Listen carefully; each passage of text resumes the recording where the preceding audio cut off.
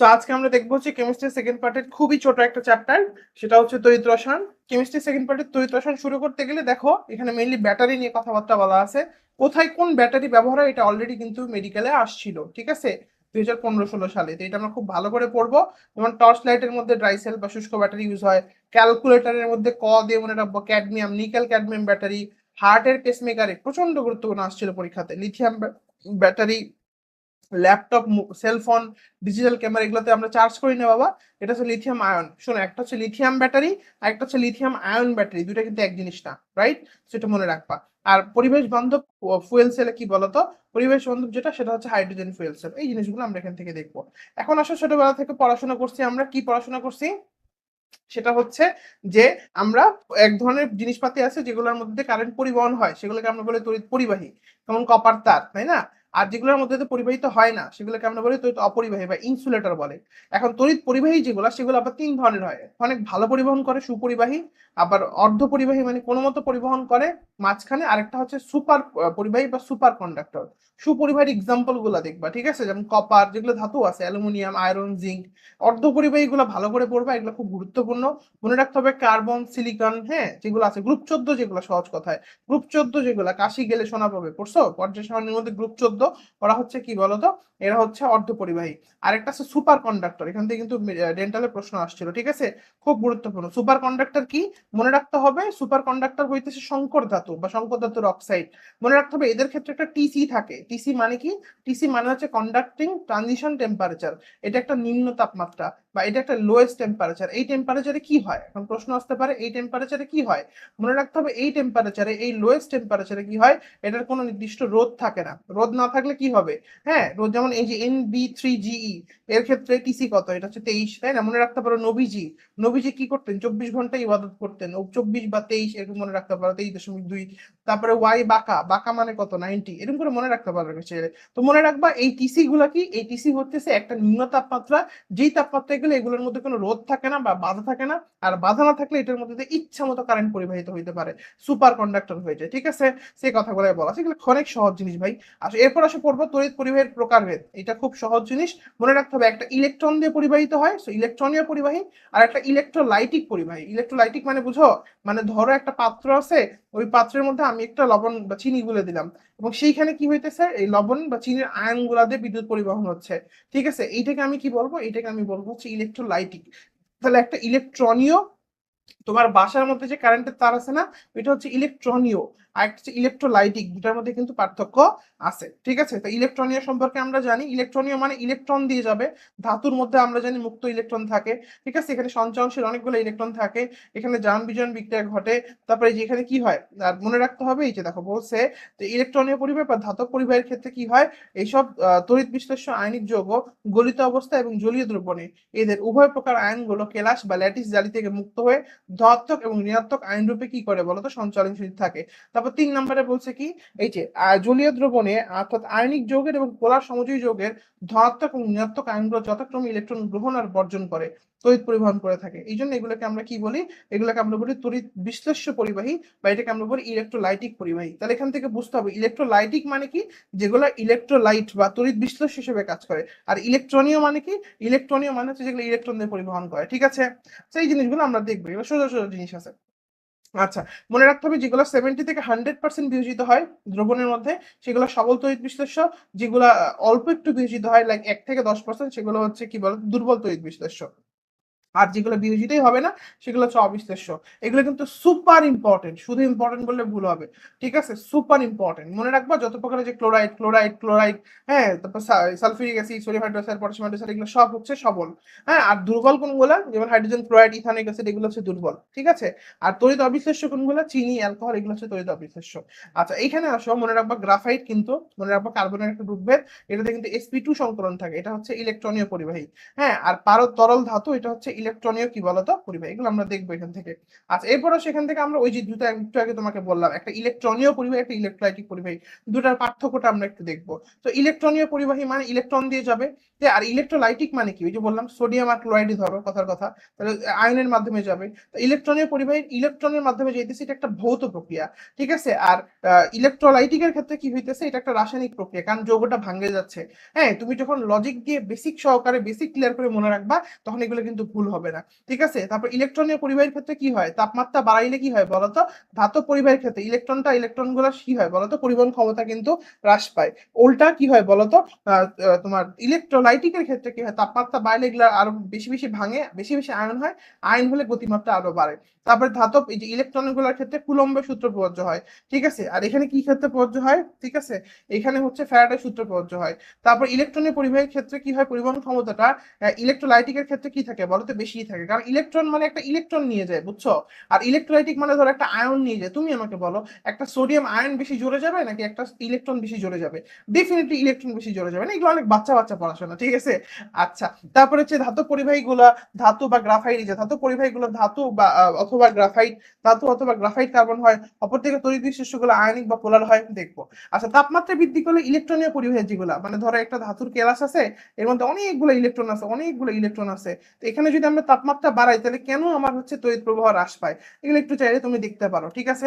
আচ্ছা, আলটিমেটলি ওই ভিতরে হচ্ছে তোমার কি হয় বলতো, ধাতুর রেজিস্ট্যান্সটা বেড়ে যায়, ঠিক আছে, একজন একজনের সাথে বেশি বেশি ধাক্কা খায়। যাই হোক, এখন আসলে পরিবাহিতা, এখানে আমাদের মেইনলি লাগবে কি বলতো, লাগবে আমাদের সংজ্ঞা, আমি আগে লিখে দিই টপিক গুলো, আর লাগবে একক, এই দুটো জিনিস আমরা একটু দেখবো, ঠিক আছে।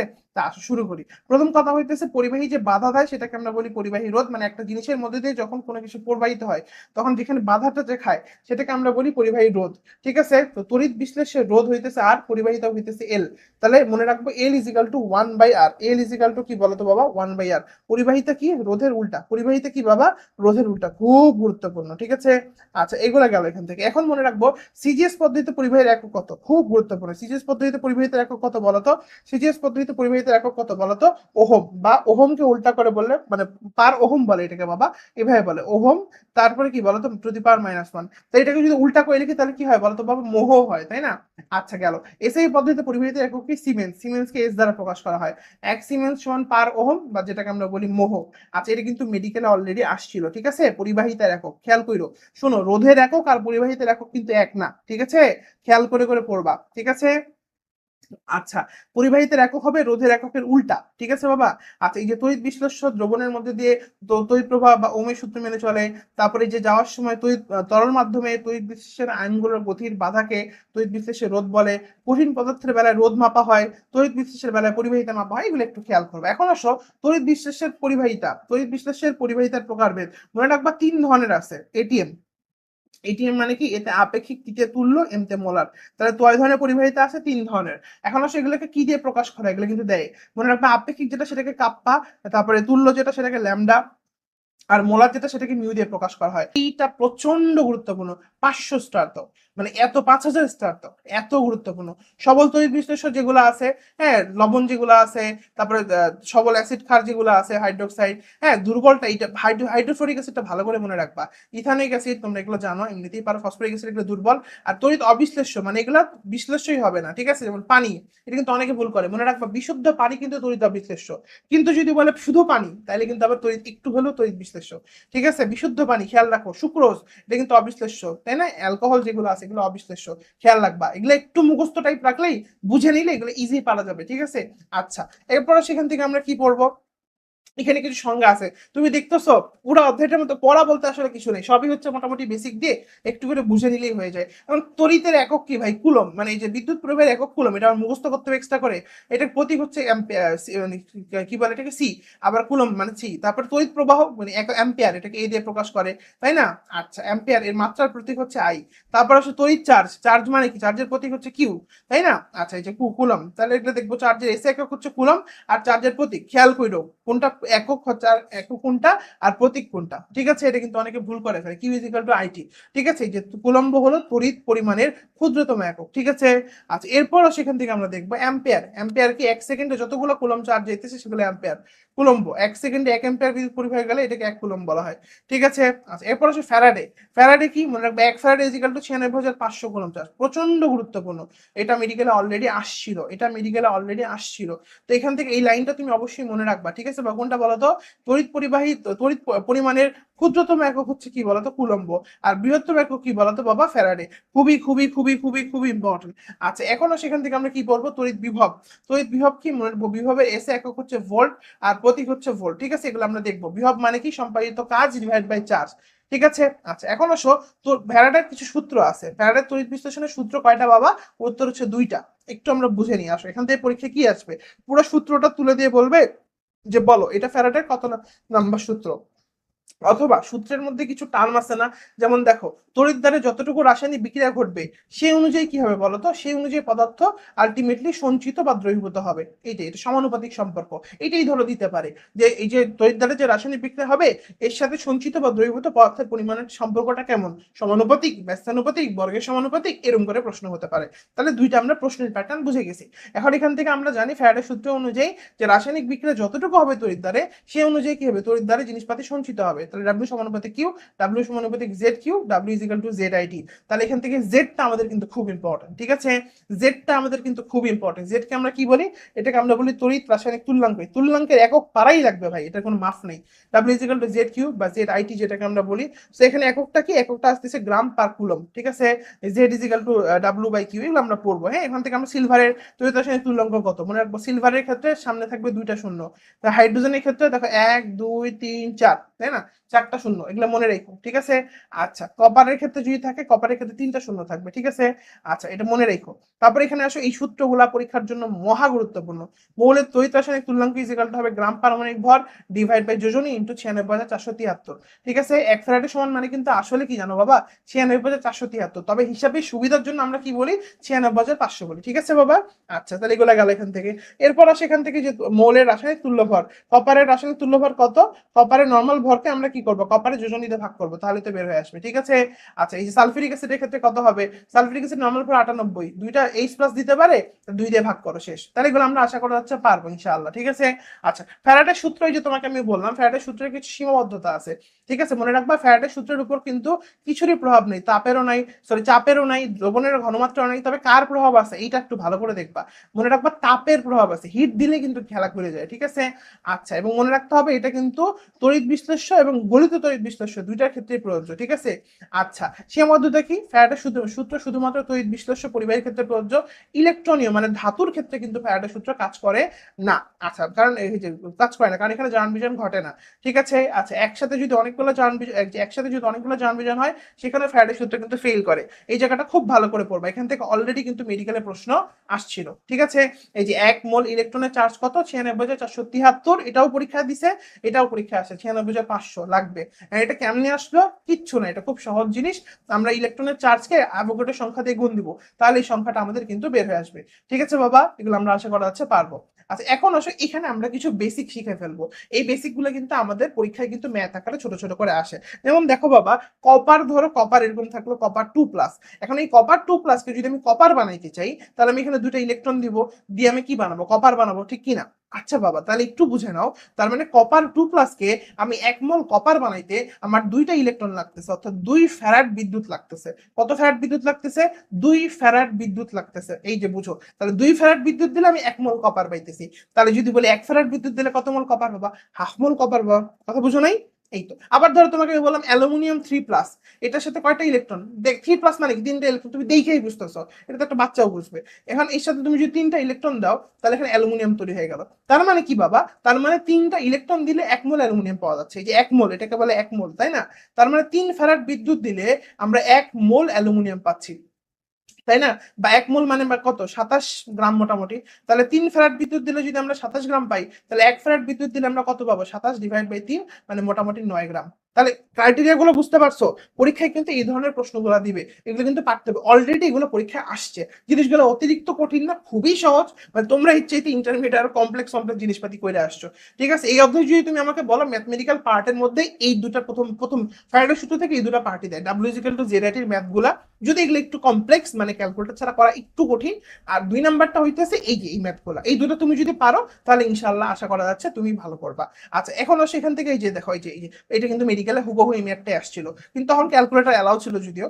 5 এম্পিয়ার বিদ্যুৎ 60 মিনিট ধরে চলতেছে, সূত্র তো ভাই সোজা, ডাব্লিউ এই যে সূত্র কি বলো তো, W equal to Z IT, তাই না?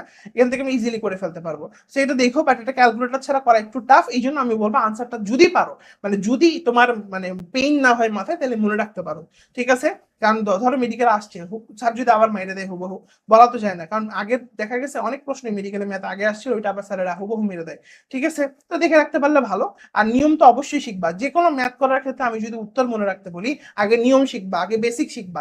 এটা বাদ দিয়ে অনেকে ধান্দা করে, বুঝছো, ধান্দাবাজ হয়ে গেছে পোলাপাইন, আসলে পড়াশোনা তো করে না, ধান্দার দিকে বেশি আগায়। ধান্দাবাজকে আনসার মনে রাখবো কি রে ভাই, সমস্যা কি?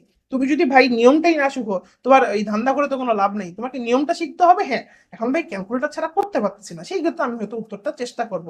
ঠিক আছে, আচ্ছা গেল। এই 2 নাম্বার ম্যাথটার ক্ষেত্রেও সেম কথা। ঠিক আছে, এখানে দেখো প্রশ্নের মধ্যে কিন্তু কি বলা আছে, এই মনে রাখবে 11 আর 21 উত্তরে থাকবে 1.1 আর কি বলতো 10^21 দেখবা। তো এগুলো গেল মোটামুটি এখান থেকে। এরপর আসো, এগুলো দরকার নেই বাবা, নিচে আসো, আমরা এখান থেকে আর কি আছে, পড়াই নেই বলতে গেলে, অধ্যায় পড়া অনেক কম। আচ্ছা এই যে দেখো একটা, এই যে দেখো ধরো আমার, এই যে এখন ধরো তড়িৎ বিশ্লেষ্য কোষে বিদ্যুৎ যখন তুমি চালনা করবা, তখন ক্যাথোড মানে ক্যাথোডের দিকে কে যাবে, অ্যানোডের দিকে কে যাবে, এগুলো কিন্তু নির্ভর করে কয়েকটা ফ্যাক্টরের উপর। আমরা নর্মালি জানি ক্যাথোডে ক্যাটায়ন যায়, অ্যানোডে অ্যানায়ন যায়, পড়ছি না আমরা, ক্যাথোডে কি যায়, ক্যাটায়ন যায়, অ্যানোডে কি যায়, অ্যানায়ন যায়, তাই না? এবং আমরা একটা জিনিস জানি, আমরা মনে রাখবো কবি আজ, আমরা কি মনে রাখবো, কবি আজ মানে ক্যাথোডে কি ঘটে, বিজারণ ঘটে, বিজারণ ঘটে, লিখে রাখো, ক্যাথোডে কি ঘটে, বিজারণ ঘটে, অ্যানোডে কি ঘটে, অ্যানোডে ঘটে জারণ, অ্যানোডে কি ঘটে বাবা, জারণ, অ্যানোডে কি ঘটে বাবা, জারণ, মনে থাকবে? তাহলে ক্যাথোডে বিজারণ, অ্যানোডে জারণ, যাই হোক। তো এই যে কে কোথায় যাবে, এটা নির্ভর করে 3টা জিনিসের উপর। প্রথমটা হচ্ছে তড়িৎ রাসায়নিক সারিতে এর অবস্থান কোথায়, মানে এটা তোমার কি বলে সক্রিয়তার সিরিজে। 2 নাম্বারটা হচ্ছে ঘনমাত্রা, এই যে ক্যাটায়ন এবং অ্যানায়নের ঘনমাত্রার প্রভাব, এবং 3 নাম্বার হচ্ছে তড়িৎদ্বারের প্রকৃতি। এখনো সেখান থেকে আমরা কি পড়বো, এই যে এই এই এই সিরিয়ালটা আমাদেরকে মনে রাখতে হবে। ঠিক আছে, এই সিরিয়ালটা আমাদেরকে মনে রাখতে হবে। তখন এখানে আমি তোমাকে একটা বিশাল বড় টোটকা দিচ্ছি, যেটা তোমার পরীক্ষার জন্য লাগবে।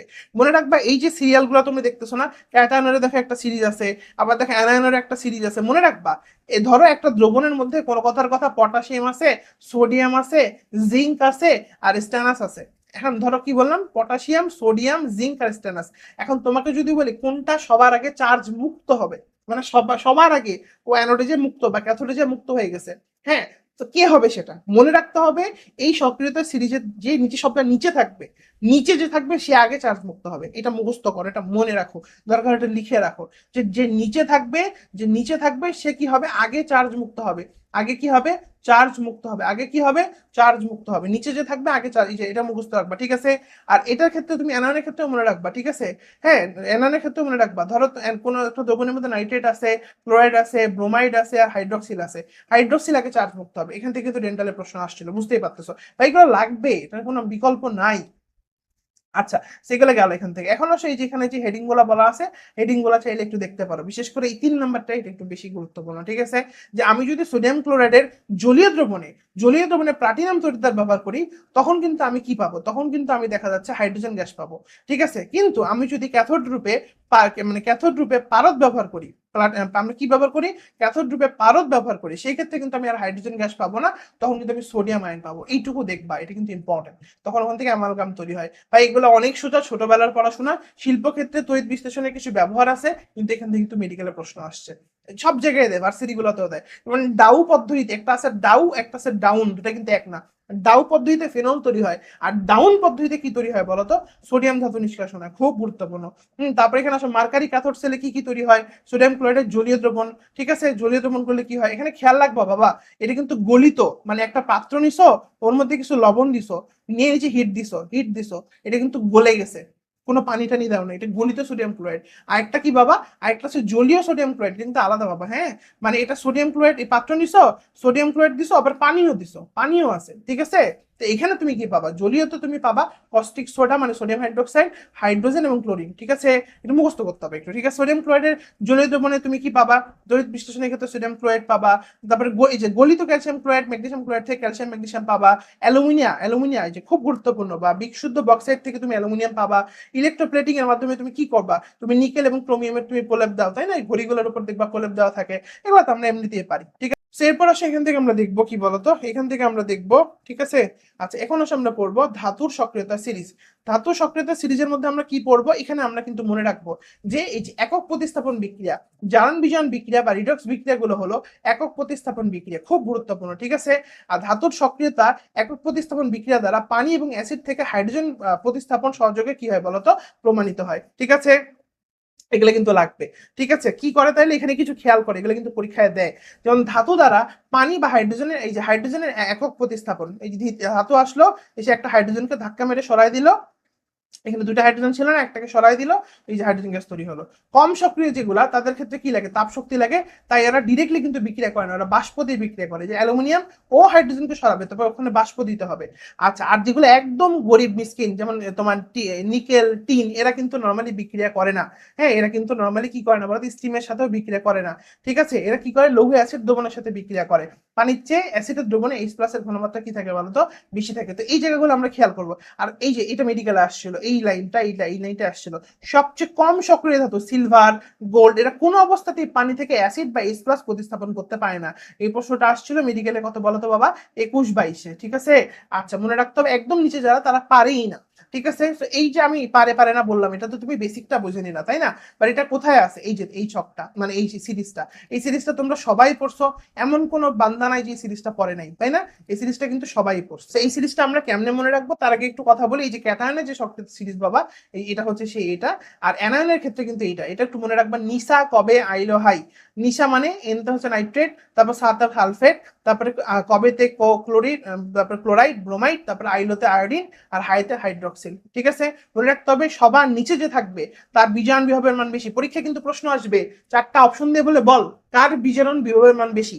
শুনো, কার বিজারণ বিভব, ভাষাটা খেয়াল করো, ভাষা কিন্তু মারা খাবা না হলে। কার বিজারণ বিভবের মান বেশি, যে নিচে থাকবে ওর বিজারণ বিভবের মান বেশি, অথবা সে আগে চার্জ মুক্ত হবে, অথবা সে আগে বিজারিত হবে, অথবা তার সক্রিয়তা কম। নিচের গুলা সক্রিয়তা কম, নিচের গুলা আগে বিজারিত হবে, নিচের গুলা আগে চার্জ মুক্ত হবে। ঠিক আছে, এখন আসো এই যে সক্রিয়তা সিরিজের মধ্যে আমরা কি সিরিজটা মুখস্থ করবো। সিরিজটা ভাই অনেক ভাই মুখস্থ করে, যেমনি ইচ্ছা তুমি মুখস্থ করো। অনেকে অনেক কবিতা টবিতা দেয়, তুমি ছোটবেলা থেকে অনেক কবিতা শুনছো, আমি শিওর 100%। কারণ কথা হইতেছে আমি যেটা বলবো তোমাকে ওইটাই করতে হবে না, তুমি যেমনে পারো অমনে করো, শুধু তোমার সিরিয়ালটা মনে রাখতে হবে, নাহলে তুমি কিন্তু ধরা খাই যাবা। ঠিক আছে, আচ্ছা আমি যেমন এখান থেকে পড়াই, লিকে বা কানা, ম্যাকগ্রেভার এলো মনে, তারপর জিন কারফের সিআইডি, কোনে সোনা পাবে, আর লাস্টে কি চাপা, CHAPA।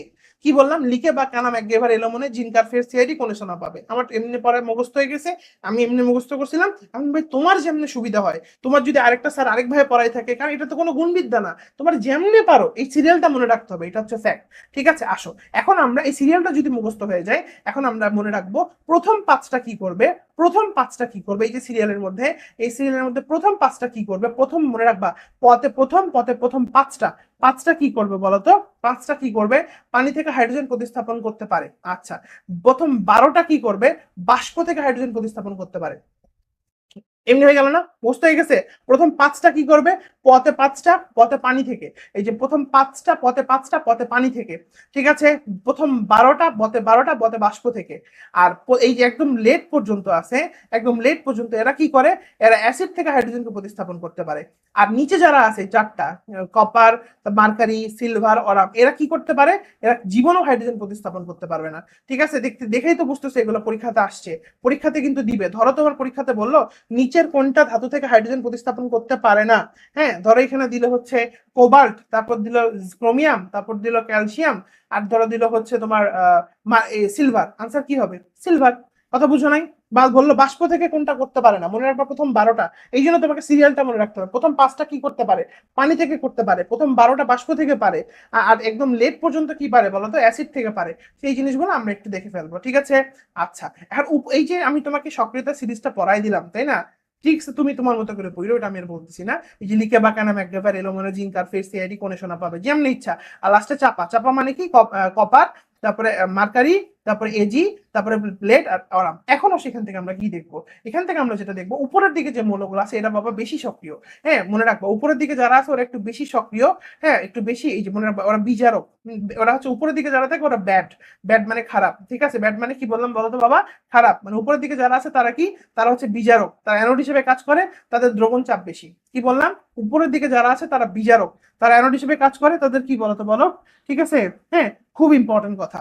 আচ্ছা, সো গেল এটা এখান থেকে। আচ্ছা, এরপরেও সেখানে তাহলে এগুলো পারবো। এবং এখানে আরো কিছু কথা আছে যেগুলো খুব 5 স্টার ইম্পর্টেন্ট বাবা, মনে রাখবো। নিচের মৌলর দ্রবণ সংরক্ষণে কখনোই পাত্র হিসেবে ব্যবহার করা যাবে না। মানে উপরের গুলাকে কখনো, উপরের গুলা খারাপ, খারাপ ছেলে কি কখনো পাত্র হইতে পারে না? তো মনে রাখতে হবে যে উপরের গুলাকে কখনোই পাত্র হিসেবে ইউজ করা যাবে না, ঠিক আছে? নিচের দ্রবণ সংরক্ষণে। হ্যাঁ, তারপরে যে এদের ক্যাটায়ন দুর্বল হবে, চাপ বেশি হবে, এগুলো একটু পইরো। উপরের গুলা মেইনলি বিজারক হিসেবে কাজ করে। হ্যাঁ, এখানে কিন্তু একটা পোলাপাইন মাইর খায়। উপরের গুলা বিজারণ হিসেবে, বিজারণ হয়, বিজারক হিসেবে কাজ করে। আর নিচের গুলার বিজারণ বিভবের মান বেশি। বুঝা নাই মনে? আমি আবার বলি, উপরের গুলা যেগুলো আছে এগুলা বিজারণ বা বিজারক হিসেবে কাজ করে, আর নিচের গুলার বিজারণ বিভবের মান বেশি। দুটো কিন্তু আলাদা জিনিস। বুঝা গেছে? অ্যানোড হিসেবে কাজ করে, দ্রবণ চাপ বেশি। দেখবা এখনো সেখান থেকে এই কথাগুলো এখানে কিন্তু সুন্দর করে বলা আছে, তো এটা আমরা পড়ে ফেলবো এখান থেকে। এটা কিন্তু ভাই পরীক্ষার জন্য কত বলতো? 10 স্টার ইম্পর্টেন্ট, ঠিক আছে? 10 স্টার ইম্পর্টেন্ট, খুবই গুরুত্বপূর্ণ। তুমি শুধু একটা কথা মনে রাখলেই খেলা শেষ, তোমার জীবনে ভুল হবে না ইনশাল্লাহ। তুমি শুধু মনে রাখবা আজ কবি, মানে অ্যানোডে হবে জারণ, ক্যাথোডে হবে বিজারণ। কি বললাম বুঝছো? আমি বলছি অ্যানোডে হবে জারণ, ক্যাথোডে হবে বিজারণ। অ্যানোডে হবে জারণ, আর যে আজ কবি, আজ, তারপরে কি বলতো? কবি। মানে অ্যানোডে হবে জারণ, ক্যাথোডে হবে বিজারণ। বুঝছো? তাহলে অ্যানোডের অক্সিডেশন প্লাস, প্লাস ক্যাথোডের কি বলতো? রিডাকশন। শেষ পড়া। তাহলে সূত্রটা আমরা পারবো। এখন যদি উল্টা করে বলে, হ্যাঁ যেমন দেখো এখানে ধরো, আমি তোমাকে দেখাই। যেমন ধরো এখানে বলছে এই যে দেখো অ্যানোডের অক্সিডেশন প্লাস ক্যাথোডের রিডাকশন প্লাস দিছে। এখন যদি বলে যে না আমি ক্যাথোডের রিডাকশন বলবো না অক্সিডেশন বলবো, তাহলে একটা মাইনাস আসবে। আবার আমি যদি বলি না ক্যাথোডের রিডাকশন বলবো, অ্যানোডের রিডাকশন বলবো, তাহলে এখানে একটা মাইনাস আসবে। যাই হোক, মেইন সূত্র হচ্ছে এই 3 নাম্বারটা, ঠিক আছে? আচ্ছা, এখন আসো আমরা এখানে, তাহলে এগুলো আমরা বুঝছি। এখন এখানে, এখান থেকে কিন্তু ম্যাথ দেয় বাবা। আসলে আমি তোমাকে একটু ম্যাথটা বুঝাই দিই। এই ম্যাথটা কিন্তু পরীক্ষার জন্য খুব গুরুত্বপূর্ণ। আমি তোমাকে একটু আগে একটা কথা বলছিলাম, তোমার কি মনে আছে বাবা? আমি তোমাকে বলছিলাম উপরের দিকে যারা থাকে সক্রেটিস সিরিজে ওরা হচ্ছে ব্যাড। ব্যাড মানে কি ভাই? ব্যাড মানে হইতেছে ওরা বিজারক হিসেবে কাজ করে। হ্যাঁ, ওরা অ্যানোড হিসেবে কাজ করে, ওদের দ্রবণ চাপ বেশি। তা আমি আমি কি করব? আমার মধ্যে পরীক্ষার মধ্যে যখন দুইটা জিনিস দিবে, যেমন ধরো আমাকে বললো কি, আমাকে বললো হচ্ছে যে জিঙ্কের ক্ষেত্রে আমাকে ধরো মানটা দিয়ে দিল, আর হচ্ছে আমার হচ্ছে কি করলো, আমাকে কপারের ক্ষেত্রে মানটা দিয়ে দিল, দিয়ে আমাকে বললো আমাকে হচ্ছে তুমি ইয়া করো, আমাকে ই সেলটা তুমি বের করে দাও। তা আমি এখন কোনটা অ্যানোড ধরবো আর কোনটা ক্যাথোড ধরবো আমি কেমনে বুঝবো? হ্যাঁ, জিঙ্কের ক্ষেত্রে দিল আর কপারের ক্ষেত্রে দিল, দেখি তোমাদের এখানে একদম অ্যাকচুয়াল ম্যাথ দিছে কিনা। ওই ম্যাথটা আমি হচ্ছে করাই দিই। এখানে ম্যাথটা দিছে কিন্তু মানটা আবার দেখি নাই। আচ্ছা, দেখ, আচ্ছা, ওইটা আমি হচ্ছে একটু নিচে আসি। এইখানে এগুলা তো ইজি জিনিস, এগুলো পারবা। এখানে ম্যাথটা কোথায়? ম্যাথটা হলে আমি তোমাকে বলে দিতাম বাবা। একটু ওয়েট করো, ঠিক আছে? এখানে ধরো, এই যে দেখো, দেখো এই যে দেখো, সুন্দর করে এখানে বলে দিছে। দেখো জিঙ্কের ক্ষেত্রে একটা দিয়ে দিছে, কপারের ক্ষেত্রে একটা দিয়ে দিছে, রাইট? এখন তোমাকে ই সেলটা বের করতে বলছে, রাইট? ই সেলটা। এখন ভাই প্রশ্ন হচ্ছে আমি কোনটারে অ্যানোড ধরবো, কোনটারে ক্যাথোড ধরবো? উপরের দিকে যেটা সেটা অ্যানোড, নিচের দিকে যেটা এটা ক্যাথোড। এখন যদি বলো ভাই উপরে কোনটা নিচে কোনটা, বুঝতেছি না ভাই। বুদ্ধি কি? বুদ্ধি তো খুব সিম্পল ভাই। এখানে কি কি আছে? জিঙ্ক আছে আর কপার আছে, জিঙ্ক আছে আর কপার আছে, রাইট? জিঙ্কের ক্ষেত্রে আমরা কি জানি? জিঙ্ক উপরের দিকে থাকে, তাহলে জিঙ্ক উপরের দিকে থাকলে এটাই অ্যানোড হবে। এখন আমরা একটু আগেই পড়লাম আজ কবি। আজ কবি মানে কি? অ্যানোডে হয় জারণ। অ্যানোডে কি হয়? জারণ। জারণ মানে হলো ইলেকট্রনের ছাড়ন। হ্যাঁ, এখানে এই একটা নোটেশন আছে, নোটেশন মানে প্রকাশ বা একটা প্রকাশের মাধ্যম আছে, তুমি খেয়াল করো। এখানে কিন্তু এরকম করে লিখছে, দেখো ভালো করে বুঝবা। জিঙ্ক 2+ থেকে জিঙ্ক এমনে লিখছে, রাইট? কিন্তু এটা কিন্তু কোনো জারণের বৈশিষ্ট্য না। জারণ মানে ছাড়ন হবে, তার মানে জিঙ্ক আগে থাকবে, তারপর ওখান থেকে জিঙ্ক 2+ হবে। আমি কি বুঝাতে পারছি? প্রথমে নর্মাল থাকবে, ওখান থেকে ইলেকট্রনটা বের হয়ে যাবে। এইটা হচ্ছে জারণের নোটেশন। কি বললাম? জারণের নোটেশন। তো আমার প্রশ্নের মধ্যে বিজারণ আকারে জিনিসটা দেওয়া আছে, আমার প্রশ্নের মধ্যে বিজারণ আকারে জিনিসটা দেওয়া আছে, তা আমি জারণ করে নিব। আমি কি বোঝাতে পারছি?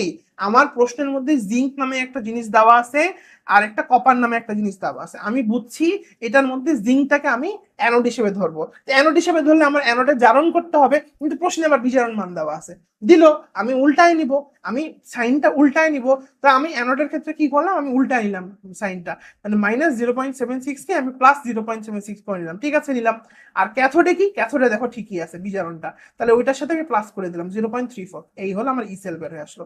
আর এর চাইতে সিম্পল জিনিস আর না। আমি তোমাকে আবার বলি, তোমার প্রশ্নের মধ্যেই যে দুটো জিনিস দিবে তুমি কি করবা, তোমার মেইন টার্গেটটা হচ্ছে ওই দুটাকে আমি আগে দেখবো এদের মধ্যে অ্যানোড কোনটা, উপরের দিকে যেটা সেটা অ্যানোড, শেষ।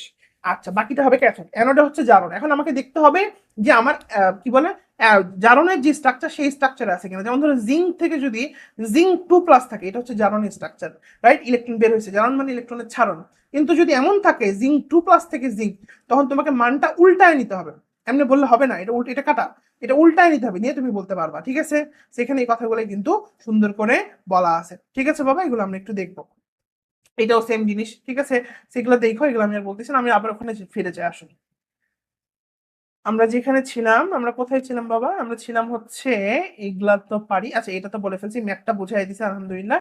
এখন এখানে এগুলা লাগবে না। আচ্ছা তড়িৎদ্বার বিভব, বিভবের এককটা শুধু পড়ো, ঠিক আছে। আচ্ছা আর এগুলা কিছু দরকার নেই, ঠিক আছে, এগুলো জীবনে আসবে না পরীক্ষাতে। আচ্ছা শোনো, প্রমাণ হাইড্রোজেন তড়িৎদ্বার, এগুলো একদম ঢাডা মুখস্থ, বুঝছো বাবা। হ্যাঁ, স্ট্যান্ডার্ড হাইড্রোজেন ইলেকট্রন, এটার বিভবের মান 0, ঠিক আছে। এটা ঘনমাত্রা হচ্ছে 1 মোলার, 25°C তাপমাত্রা, বিভবের মান 0, এগুলো মুখস্থ করবা ডিরেক্টলি, ঠিক আছে, এগুলো ঠাড়া মুখস্থ। আচ্ছা সেগুলো গেল এখান থেকে। এরপর আসো প্রাইমারি বা মুখ্য নির্দেশক তড়িৎদ্বার, ঠিক আছে, স্ট্যান্ডার্ড হাইড্রোজেন ইলেকট্রন, এটাকে সি বলে, স্ট্যান্ডার্ড হাইড্রোজেন ইলেকট্রন। তাহলে পরীক্ষায় প্রশ্ন আসবে মুখ্য নির্দেশক তড়িৎদ্বারের বৈশিষ্ট্যগুলো পারবো। আর কিছু আছে সেকেন্ডারি, সেকেন্ডারির মধ্যে আবার কাহিনী আছে, সেকেন্ডারির মধ্যে দুই ধরনের আছে, ক্যালামেল, এটা পরীক্ষা আসছিল। ক্যালামেল আছে Hg2, দুইটাতেই 2 আছে, ক্যালামেলের দুইটা ল, দুইটা 2, ক্যালামেল, এর মধ্যে Hg2Cl2, আর একটা সিলভার, সিলভার, এই যে সিলভার, সিলভার ক্লোরাইড তড়িৎদ্বার, এগুলো দেখবো, এগুলো মুখস্থ জিনিস, একদম ঠাড়া মারতে হবে পরীক্ষা, ঠিক আছে।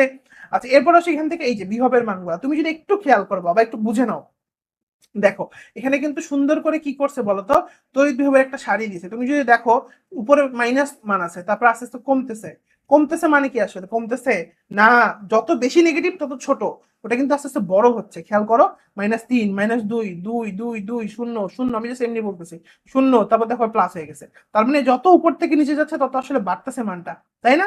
সো তুমি এটার ক্ষেত্রে কি করবা, যেগুলো মোটামুটি দাগানো আছে কয়েকটা, আর যেগুলো পরীক্ষা আসে এগুলো মনে রাখার চেষ্টা করবা, যতটুকু মনে থাকা ভাই থাকলো, তাহলে এদের একটা প্যারা খাওয়ার কিছু নাই, ঠিক আছে। আচ্ছা কারণ এতগুলো মান মুখস্থ রাখা কিন্তু সম্ভব না, ঠিক আছে। আচ্ছা এগুলো আমরা দেখবো। আচ্ছা এইটা পরীক্ষা আসে, এই যে তোমরা অনেকে বলো যে ধাতু ভাই ক্ষয় হয়, এই ক্ষয় হয় মানে কি, ধাতু ক্ষয় মানে কি, অ্যানোডের জারণ, এটা কিন্তু মনে রাখতে হবে, অ্যানোডের জারণের জন্যই কিন্তু ধাতু কি হয় বলতো, ক্ষয় হয়, এটাকে করসান বলে। লোহায় মরিচা, রূপার উজ্জ্বলতা হ্রাস, কপার ব্রোঞ্জ সংকর ধাতু, এগুলো আস্তরণ সৃষ্টি, এগুলো হচ্ছে ধাতু ক্ষয়ের কি বলতো উদাহরণ। এই যে শোধক ফেরিক অক্সাইড বা মরিচা, মরিচার সংকেতটা কিন্তু খুব গুরুত্বপূর্ণ, ঠিক আছে, Fe2O3 এবং কি বলতো 3 অণু পানি, এটা হচ্ছে মরিচার সংকেত, ঠিক আছে বাবা, এগুলো দেখবো। এই যে লোহার উপর মরিচা পড়া রোধ করতে জিঙ্ক প্রলেপ দেওয়া হয়, গ্যালভানাইজিং করা হয়। আচ্ছা ড্যানিয়েল ছেলে জিঙ্ক দণ্ডটা বিজারক কেন। আচ্ছা এই যে তোমাদের এখানে কিন্তু কিছু ব্যাটারি আছে, আমরা একটু পরেই পড়বো বাবা, হ্যাঁ এগুলো তো আমি ম্যাথটা বুঝাই দিছি, ঠিক আছে। এখন সেখান থেকে সক্রেটিস পারবা তোমরা, এখানে এগুলো পড়ার দরকার নাই, শুধু এইটুকু মনে রাখতে চাইলে মনে রাখতে পারো যে ই সেল যদি পজিটিভ হয় বিক্রিয়া ধনাত্মক হবে, ই সেল যদি নেগেটিভ হয় বিক্রিয়া স্বতঃস্ফূর্ত হবে না, আর ই সেল যদি শূন্য হয় তার মানে সেল মরে গেছে, কোষ মরেই গেছে, ঠিক আছে। এগুলা গেল এখান থেকে, এগুলা দরকার নাই, এখান থেকে ম্যাথ করাই দিছি, এগুলো হয়েছে এখান থেকে মানগুলা ভ্যালুগুলা মুখস্থ করতে পারে। চলো আমরা ভ্যালুগুলা কয়েক সেকেন্ডের মধ্যে মুখস্থ করে ফেলি, এটা তো পড়াই দিলাম না। আচ্ছা চলো তাহলে শুষ্ক কোষের ক্ষেত্রে কি, শুষ্ক মানে ডাই, ডাই মানে ডের, ডের মানে 1.5, শেষ। লেড অ্যাসিড কার ব্যাটারি, তোমার একটা লেড আর অ্যাসিড কয়টা ওয়ার্ড, দুইটা, সো 2, শেষ। ক্যালকুলেটর মানে এটা ক্যালকুলেটর, আর ক্যালকুলেটরের সিলভার বাটন, যেটা সিলভার ওখানে 6 থাকবে, আর যেটাতে নাই ওটাতে 3 থাকবে, শেষ। লিথিয়াম অ্যান্ড ল্যাপটপ, ল্যাপটপ তোমার সাথে সাথে থাকে তাই না, তুমি মানুষ দেখবা ল্যাপটপ কিন্তু নিজের সাথে নিয়ে ঘুরে বেড়ায়, ল্যাপটপ নিজের সাথে নিয়ে ঘুরে বেড়ায়, সাথে মানে 7, ঠিক আছে, 3.7। আর হাইড্রোজেন ফুয়েল সবচেয়ে সোজা 1, 2, 3, 1.23, শেষ। এখনো সেখান থেকে এগুলো আমরা পারবো। নিচে আসো, বক্স এমসিকিউ গুলো দেখো রে, নাহলে কিন্তু ধরা খাই যাবা, ঠিক আছে, বক্স এমসিকিউ থেকে প্রচুর হুবাহু চলে আসে। আচ্ছা এরপর সেগুলো লাগবে না, আচ্ছা, তড়িৎদ্বারের কিছু প্রভাবক আছে, প্রকারভেদ আছে। তড়িৎদ্বার টোটাল কয় প্রকার? অর্ধকোষ গুলো হচ্ছে টোটাল 5 প্রকার। ধাতু ধাতুর আয়ন, ধাতু ধাতুর অর্ধমণি। ধাতু ধাতুর আয়ন মানে কি? এই যে ধাতু আছে, ধাতুর আয়ন আছে, কপার, কপার থেকে কপার টুকরা, শেষ। আর এরকম করে এক্সাম্পল গুলো কিন্তু মনে রাখতে হবে, হ্যাঁ। তারপরে যে হেডিং গুলো কিন্তু পরীক্ষায় দেয়, বলবে নিচের কোনটা অর্ধকোষের প্রকারভেদ নয়? ধাতু ধাতুর অদ্রবণীয় লবণ, যেমন দেখো সিলভারের সাথে সিলভার ক্লোরাইড আছে সলিড আকারে, এটা কিন্তু একটা অদ্রবণীয় লবণ, ঠিক আছে। মার্কারির সাথে মার্কিটাস ক্লোরাইড আছে, ঠিক আছে। আচ্ছা, তারপর ধাতুর অ্যামালগাম এবং অদ্রবণীয় লবণ। মনে রাখবো যে সোডিয়ামের সাথে দেখো অ্যামালগাম আছে, সোডিয়ামের সাথে যখন মার্কারি ভাবে লাগানো থাকে না বাবা, ওইটাকে আমরা বলি অ্যামালগাম। কি বলি বাবা? অ্যামালগাম। তো সোডিয়াম অ্যামালগাম এবং কি বলতো, সোডিয়াম, তাই না? এটাকে আমরা বলবো সোডিয়াম অ্যামালগাম এবং ধাতুর আয়ন অর্ধকোষ। আর জারণ বিজারণ মানে কি ভাই? জারণ মানে যে দেখো Ap2+ ছিল 3+ হয়ে গেছে, ঠিক আছে, Zn2+ ছিল 3+ হয়ে গেছে, এটা হচ্ছে জারণ বিজারণ, ঠিক আছে। এখানে প্লাটিনাম, অরাম এগুলো হচ্ছে ধাতু ব্যবহার করা হয়। আর গ্যাস অর্ধকোষের ক্ষেত্রে মনে রাখতে হবে প্লাটিনাম ধাতু ইউজ করা হয়, আর বিভিন্ন গ্যাস থাকে, গ্লোইন গ্যাস, হাইড্রোজেন গ্যাস, এগুলা, ঠিক আছে। তাহলে আশা করা হচ্ছে অর্ধকোষগুলো এবং তার এক্সাম্পল গুলো আমরা খুব সুন্দর করে বুঝতে পারছি, ক্রিস্টাল ক্লিয়ার। এক্সাম্পল গুলো লাগবে, হেডিং গুলো। প্রত্যেকটা কোষের মধ্যে ক্যাথোড কোনটা, অ্যানোড কোনটা, এগুলো কিন্তু পরীক্ষাতে বারবার কি করে বলতো বাবা, দিয়ে দেয়। প্রত্যেকটা কোষের মধ্যে ক্যাথোড কোনটা, অ্যানোড কোনটা, যেমন ড্যানিয়েল কোষের মধ্যে কোনটা ক্যাথোড কোনটা অ্যানোড, ঠিক আছে। এবং এর মধ্যে কি হচ্ছে তোমার দ্রবণ থাকে, এগুলো কিন্তু পরীক্ষাতে দেয়, ঠিক আছে। বিভব কত, এই যে সরল ভোল্টাইক কোষের ক্ষেত্রে কোনটা ক্যাথোড কোনটা অ্যানোড, ঠিক আছে, এর ক্ষেত্রে কি ব্যবহার করা হয়, এগুলো একটু দেখবা, ঠিক আছে। তারপরে এই যে ড্রাই সেল খুবই গুরুত্বপূর্ণ, এই যে আমরা রিমোটের মধ্যে ব্যাটারি ব্যবহার করি না, এটাকে বলে ড্রাই সেল বা কি বলতো, শুষ্ক ব্যাটারি, এটাকে বলে ড্রাই সেল বা শুষ্ক ব্যাটারি, ঠিক আছে। মনে রাখতে হবে এখানে কি ইউজ করা হয়, এখানে কি ইউজ করা হয়, এখানে জিঙ্কের চোং ব্যবহার করা হয়, প্রথম কথা। দ্বিতীয় কথা হইতেছে এখানে কি ইউজ করা হয়, এখানে কার্বনের দণ্ড ইউজ করা হয়, ঠিক আছে, এগুলো কিন্তু পরীক্ষায় আসবে। ভিতরে কি ইউজ করা হয়, দেখো আঠালো পেস্ট ইউজ করে অ্যামোনিয়াম ক্লোরাইডের, ঠিক আছে, এগুলো কিন্তু মাস্ট লাগবে, ঠিক আছে। তাহলে আমরা মনে রাখবো যে ছদন নিবারক বা পোলারায়ন বা ছদন নিবারক হিসেবে নিবারক হিসেবে আমরা ম্যাঙ্গানিজ অক্সাইড ব্যবহার করি। আর উত্তেজক হিসেবে আমরা কি ইউজ করি, অ্যামোনিয়াম ক্লোরাইড। তাহলে ড্রাইসেলের মধ্যে উত্তেজক হিসেবে আমরা কি ইউজ করি, অ্যামোনিয়াম ক্লোরাইড, ঠিক আছে। এবং ড্রাইসেলের যে ঠোঙ্গাটা, ঠোঙ্গা মানে বুঝো, এই কাভারটা কি দিয়ে তৈরি, এটা জিঙ্ক দিয়ে তৈরি, দস্তা। আর ভিতরে থেকে কার্বন দণ্ড, এগুলো কিন্তু লাগবে, মুখস্থ করো। ইএমএফ কত মুখস্থ করবা, ঠিক আছে। আচ্ছা, সেখানে ব্যাটারি, ব্যাটারি নিয়ে প্রচুর কথাবার্তা আছে। তো ব্যাটারি গুলা পড়ার ক্ষেত্রে একটা কথা আছে, আমি তোমাকে বলি ব্যাটারি গুলা কিভাবে পড়বা। ব্যাটারি গুলোর জন্য তুমি একটা ছক বানাই নিবা, ঠিক আছে, আমি তোমাকে দেখাচ্ছি। দেখো, একটা হচ্ছে লেড স্টোরেজ ব্যাটারি, এখানে অ্যানোড হচ্ছে লেড, ক্যাথোড হচ্ছে লেড অক্সাইড, আর ইলেকট্রোলাইট হচ্ছে সালফিউরিক অ্যাসিড, খুব গুরুত্বপূর্ণ, হ্যাঁ। আচ্ছা, তাহলে এগুলো গেল। আবার লিথিয়াম আয়ন ব্যাটারি, দেখো এখানে অ্যানোড কি লিথিয়াম, আর ক্যাথোড কি, ক্যাথোড হচ্ছে যে ম্যাঙ্গানিজ, তারপরে ম্যাঙ্গানিজ অক্সাইড, তারপর সিলভারের অক্সাইড, আর ইলেকট্রোলাইট হচ্ছে পারক্লোরেট। এটা কোথায়, এটা পেস মেকারে ইউজ করা হয়। একটা লেড স্টোরেজ ব্যাটারি, আইপিএস এর ব্যাটারি টাটারি এগুলা বুঝছো, গাড়ির ব্যাটারি এগুলা। আর এখানে হচ্ছে একটা লিথিয়াম ব্যাটারি, লিথিয়াম ব্যাটারি কিন্তু ক্যালকুলেটর, পেস মেকার এগুলাতে ইউজ করা। একটা হচ্ছে লিথিয়াম আয়ন, যেটা লিথিয়াম আয়ন ব্যাটারিতে অ্যানোড হচ্ছে লিথিয়াম, দেখছো প্রথমটা কিন্তু অ্যানোড, পরেরটা কিন্তু ক্যাথোড, গুছাই দিছি একবারে। এই যে এফএমসি, ফরিদপুর মেডিকেল কলেজ, মনে রেখো, ঠিক আছে। লিথিয়াম আয়রন দিয়ে একটা যৌগ, ম্যাঙ্গানিজ দিয়ে একটা যৌগ, এগুলা, ঠিক আছে। এখানে হেক্সাফ্লুরোফসফেট ইউজ করা হয়। এখানে আমার ইয়েটা কি, ইলেকট্রোলাইটটা কি ফ্লুরোফসফেট, এখানে কি পারক্লোরেট, তাই এখানে কি সালফিউরিক অ্যাসিড, ঠিক আছে। ফোন, ডিজিটাল ক্যামেরা এগুলোতে আমরা ইউজ করি। আর এখানে লেড অ্যাসিড ব্যাটারির ক্ষেত্রে আমরা মনে রাখবো এটা গুরুত্বটা কত, 1.25 থেকে 1.6 এর মাঝখানে রাখা হয়। ইউএফ কত, 1.21 এর নিচে আমরা রিচার্জ করতে হয়, ঠিক আছে। ওজন টোজন গুলো একটু দেখো, 30 থেকে 60 পাউন্ড ওজন টোজন আছে, বই আছে এগুলো। আচ্ছা, এখন আসলে লেড ব্যাটারির কিছু, লেড স্টোরেজ ব্যাটারির কিছু সুবিধা আছে, কিছু অসুবিধা আছে, আমরা এগুলো ট্রিক্স দিয়ে মনে রাখবো। লেড স্টোরেজ ব্যাটারির সুবিধাগুলো কি মনে রাখবো, নোমানের চার্জ লাইট ইজিলি রিচার্জেবল। নোমানের মানে কি, নতে নিম্ন চার্জ, নিম্ন অভ্যন্তরীণ রোধ, তারপরে তোমার কি বলে, রিচার্জেবল তো হচ্ছে রিচার্জেবল ব্যাটারি, চার্জ লাইট হচ্ছে চার্জেবল, পরীক্ষা করা যায়। আর ইজিলিতে হচ্ছে ইজিলি সহজ প্রাপ্ত, ঠিক আছে। এগুলা কিন্তু ট্রিক্স দিয়ে মনে রাখো, নাহলে কিন্তু এগুলো মুখস্থ থাকবে না। নোমানের চার্জ লাইট ইজিলি রিচার্জেবল গেল। এখন আসলে অসুবিধা কি কি, তাহলে এই লেড স্টোরেজ ব্যাটারির কিছু অসুবিধা আছে। এ ভাই পড়ি, এতে কি অ্যাসিড বার্ন হয়, ভাইতে ভারী, তারপর ইলেকট্রোলাইট হয়, পরিবেশ দূষণ করে। তোমরা দেখছো আইপিএস এর ব্যাটারি গুলা, বড় বড় গাড়ির ব্যাটারি গুলা, ব্যাটারি আছে না, অ্যাসিড দিয়ে রাখে জোর মধ্যে, ব্যাটারি গুলা, ওগুলার কথা বলতেছি আমরা, ঠিক আছে। তাহলে গেল, পরিবেশ দূষণ করে, তারপর রিচার্জ কালে হাইড্রোজেন গ্যাস, এটা পরীক্ষা দিতে পারে যে তোমার লেড স্টোরেজ ব্যাটারির ক্ষেত্রে রিচার্জ কালে কোন গ্যাস নির্গমন হয়, হাইড্রোজেন গ্যাস। আচ্ছা, এখন আসলে lithium ion battery, lithium ion battery তো ভাই সোজা, পেসমেকার ইউজ করো, সহজে বহনযোগ্য, তবে দাহ্য হইতে পারে।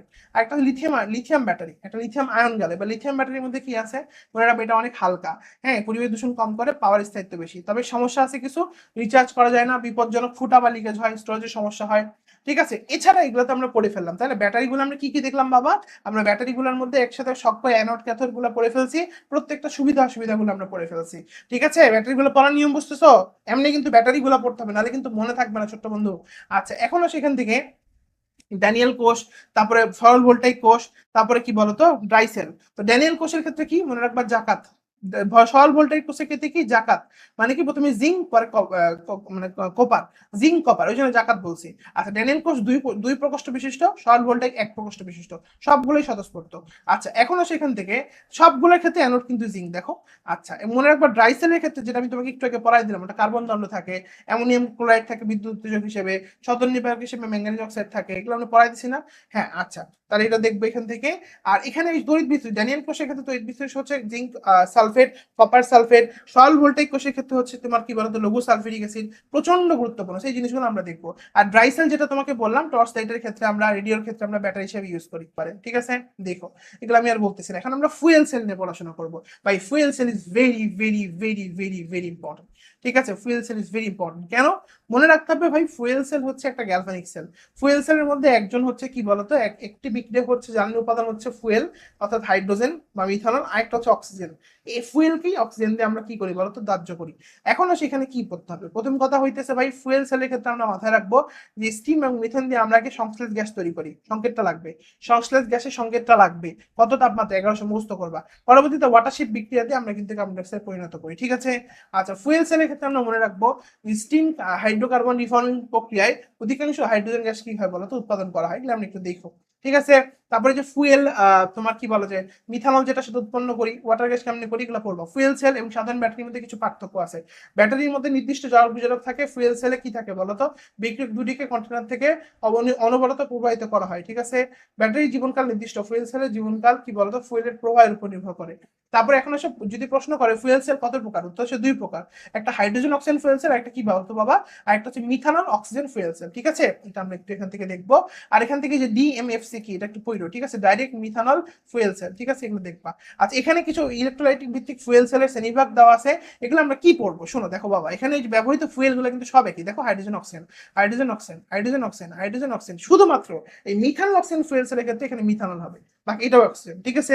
আচ্ছা এখন এদালি গুলো গেল, প্রত্যেকটার অ্যাব্রিভিয়েশন পুরো নামটা পড়বা, যেমন ডিএমএফসি মানে কি ডাইরেক্ট মিথানল ফুয়েল সেল, হ্যাঁ মিথানল ফুয়েল সেল। তারপরে এএফসি মানে কি অ্যালকালাইন ফুয়েল সেল, পিএফসি মানে কি ফসফরিক অ্যাসিড ফুয়েল সেল, এমসিএফসি মানে কি molten carbide fuel cell, SFC মানে কি সলিড অক্সাইড ফুয়েল সেল, ঠিক আছে? এখন আসো প্রত্যেকটা ফুয়েল সেলের তাপমাত্রা দেখো 80, তাই না? এবং মনে রাখবো পটাশিয়াম হাইড্রোক্সাইড যেটা সেটা হবে 150, ফসফরিক অ্যাসিড যেটা এটা হবে 180, আর লিথিয়াম পটাশিয়াম কার্বন যেটা সেটা হবে 650, এগুলো একটু দেখবো।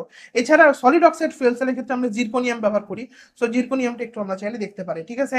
তাপমাত্রাটা মুখস্থ করবা, এই হচ্ছে পুরো ছকটা। ছকটা মুখস্থ হয়ে গেছে না? যদি একটু টেকনিক্যালি পড়ো তাহলে ছকটা কিন্তু অনেক সোজা ভাই, পড়া নাই এখানে বলতে গেলে।